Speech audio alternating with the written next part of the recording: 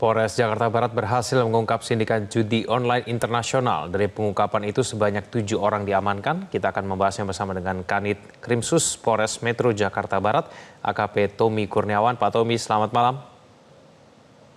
Selamat malam, Mas Tegun. Ya, terima kasih atas waktunya bersama kami di Prime Time News. Pak Tommy, apakah ada penambahan jumlah tersangka dari pengungkapan sindikat judi online ini sampai malam hari ini?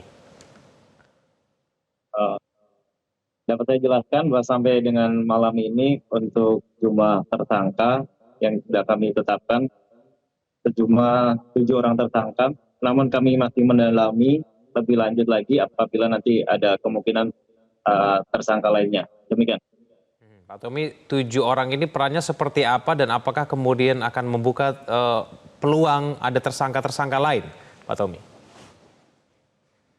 Baik, jadi dari 7 orang tersangka, 1 orang berperan selaku penanggung jawab dari seluruh aktivitas kegiatan. Kemudian 5 orang lainnya merupakan peretas yang melakukan peretasan terhadap situs-situs baik pemerintahan maupun instansi pendidikan. Kemudian 1 orang lagi yaitu pemilik rekening yang digunakan menjadi penampungan dari aktivitas mereka. Untuk kemungkinan adanya penambahan tersangka lainnya, saat ini kita masih melakukan penyelidikan lebih mendalam lagi. Demikian Mas Sigit. Ya, Pak Tommy, dari mana polisi kemudian mengetahui dan kemudian bisa mengungkap markas judi online ini? Jadi pengungkapan yang kami lakukan ini berawal dari adanya informasi masyarakat tentang adanya perjudian online. Kemudian setelah itu kami melakukan penyelidikan dan benar bahwa di apartemen Neo Soho ditemukan adanya aktivitas perjudian online yang dilakukan oleh para pelaku. Setelah kita lakukan pendalaman lebih lanjut terhadap kegiatan mereka, ternyata mereka merupakan jaringan internasional di wilayah Kamboja. Demikian. Penelusuran hingga ke Kamboja sudah sejauh apa, Pak Tommy? Oke, jadi setelah kita lakukan kegiatan penyidikan dan pemeriksaan terhadap para tersangka, kita menemukan rekening yang menjadi rekening penampung dari aktivitas mereka. Setelah itu kita lakukan penelusuran bahwa terdapat transaksi dari pelaku judi online di wilayah Kamboja. Namun saat ini kami masih berkoordinasi dengan Polda maupun dengan Barreskrim untuk melakukan penelusuran aliran tersebut. Pak Tommy, apakah ini artinya bahwa pengendali utamanya itu ada di Kamboja mengenai sindikat ini?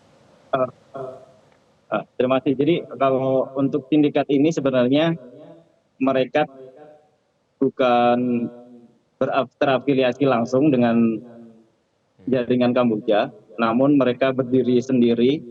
Jadi ketika situs-situs yang sudah diretas oleh mereka kemudian ditawarkan dan berhasil menjadi atau di phishing dan kemudian dilakukan search engine optimization, kemudian website tersebut tampil pada halaman pertama dalam pencarian mesin pencarian Google, maka mereka langsung menawarkan kepada siapapun itu, baik kepada para pelaku judi online, tidak hanya yang dari Kamboja, tapi ini kepada siapapun yang mau membeli situs tersebut dengan harga kisaran 3 sampai 20 juta. Nah, dari yang kita ungkap saat ini, mereka sudah pernah melakukan transaksi dengan sindikat judi online di Kamboja. Apakah betul omset dari sindikat judi online ini mencapai 170 miliar rupiah, Pak Tommy? Ini dari mana saja angka ini kemudian didapatkan? Oke, baik. Jadi saya tekankan lagi ini bahwa ini merupakan perputaran uang. Jadi bukan hanya omset saja, tapi ini seluruh perputaran uang baik dari rekening para pelaku, dari rekening penampung, dan aliran yang sudah mengalir baik dari Kamboja, dan total keseluruhannya sekitar 170 miliar. Baik, Pak Tommy, sindikat ini juga memiliki modus meretas situs lembaga pemerintahan dan informasinya ada ratusan situs yang berhasil diretas. Nah, ini bagaimana cara mereka meretas dan apa tujuannya? Baik, dari total yang sudah kami data, terdapat 855 situs yang telah berhasil mereka retas, yang terdiri dari instansi pemerintahan sebanyak 500 dan sisanya dari instansi pendidikan. Jadi sistem mekanisme dari mereka adalah mencari atau pentest, mencari kelemahan-kelemahan dari sebuah domain.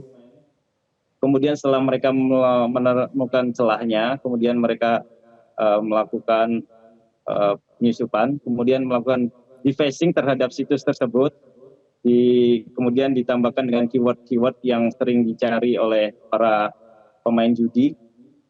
Kemudian setelah berhasil dan dilakukan optimization terhadap situs tersebut melalui kegiatan SEO, setelah berhasil mereka akhirnya apabila situs tersebut sudah memasuki top 5 dalam mesin pencarian Google, maka mereka akan menyewakan kepada para pelaku judi online tersebut. Demikian. Baik, Pak Tommy, terima kasih sudah bergabung bersama kami berbagi informasi. Selamat malam. Jelajahi cara baru mendapatkan informasi. Download Metro TV Extend sekarang.